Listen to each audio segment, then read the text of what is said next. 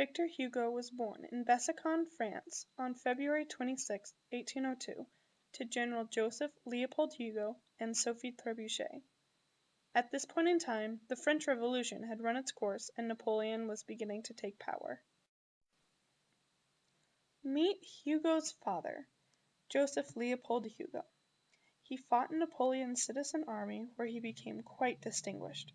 Hugo's mother, Sophie, remained in Paris with her 3 sons to avoid living the harsh military life. During this time, her relationship with her husband dwindled, and she became involved in an affair with her husband's former commanding officer, General Loret.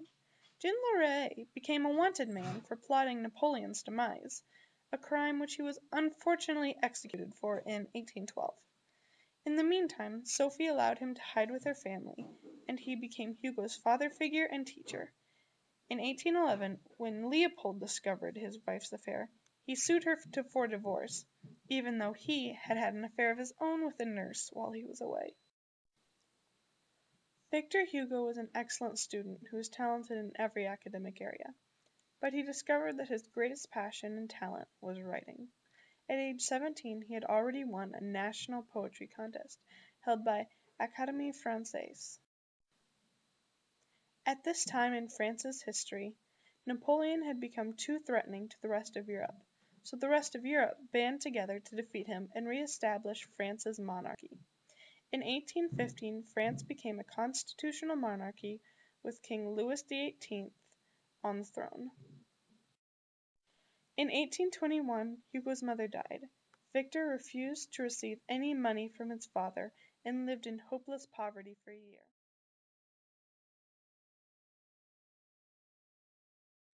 Then he received a pension from King Louis XVIII for his first volume of poetry. In 1822, Victor Hugo married his childhood sweetheart and neighbor, Adèle Fauchard, who his mother had disapproved of, believing that he should marry better. Victor Hugo became a leader in the Romantic movement in French literature in the 1820s. His home became a meeting place of his friends, a group of young writers bent on breaking classic literature, which was characterized by clear, logical, and meticulously ordered writing. They sought to put together stories in a more artistic way. In 1826, Hugo published Odes et Ballades, where he clearly rejected classical writing. Hugo wrote that freedom in art is the goal towards which all consistent and logical minds must strive. Perhaps his greatest contribution to the war between classic and romantic writing was his play Hernani. February 25, 1830, the play's opening night, Hugo's supporters and those who had come to show their opposition to the play, which advocated romanticism, got into a fist fight. The play was hugely successful, running 45 times, which was a lot for that time period. During the same time, Hugo published Notre Dame de Paris, the historical romantic novel that we know today in America as The Hunchback of Notre Dame. This book helped save the cathedral that it is centered around, and almost 150 years later was made into the popular Disney movie. In 1831, Adèle Hugo, feeling neglected by Victor, betrayed him and became involved with his friend, the critic Sainte-Beuve. Devastated and lonely, Hugo fell in love with the actress and prostitute Juliette Drouet. He paid for her debts and she became his unpaid secretary. Amazingly enough, this relationship lasted for more than 50 years and caused Victor to write some of his most beautiful poems, found in Chants du Crépuscule. Looking at France's history. In 1824, the throne came to Louis XVIII's younger brother, Charles X. Charles X tried to turn the constitutional monarchy back into a monarchy. This led to the July Rebellion in 1830, which deposed Charles from his throne.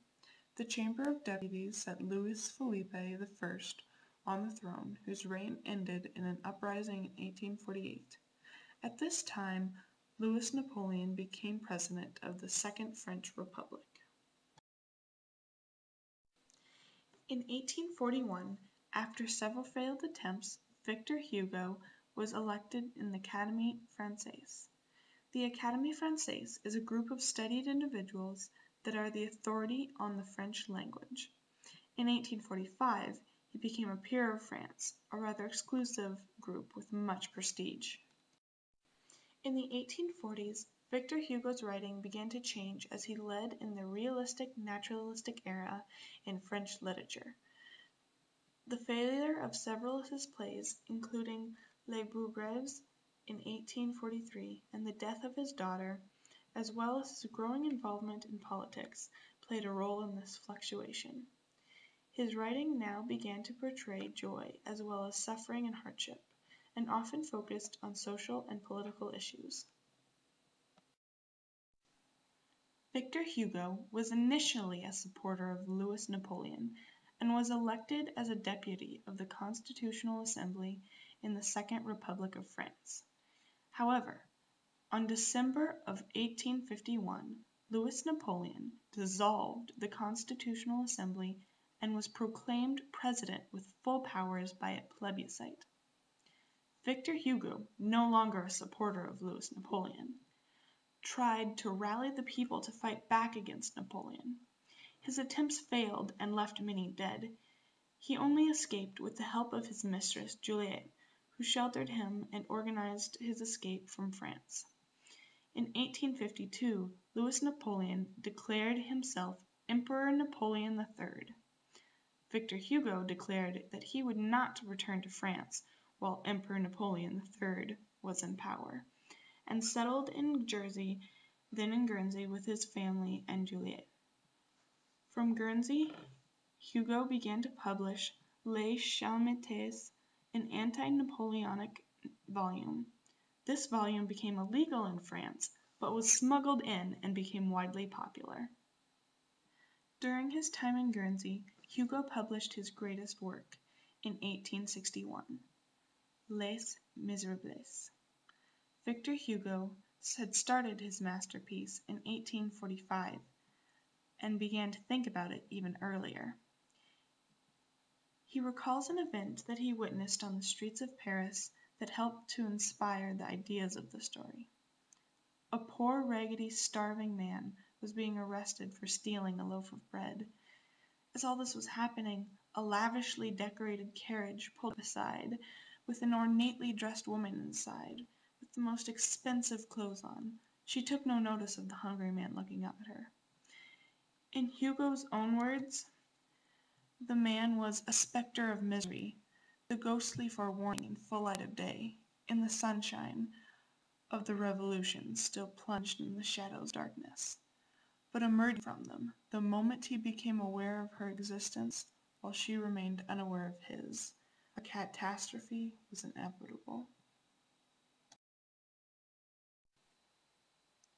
The Students' Rebellion and the barricades that took place in the novel after the funeral of General Lamarck were actual events that Hugo experienced himself. He attended the general's funeral and witnessed it deteriorate into riots and barricades, and was then able to tie it into his book Les Mis.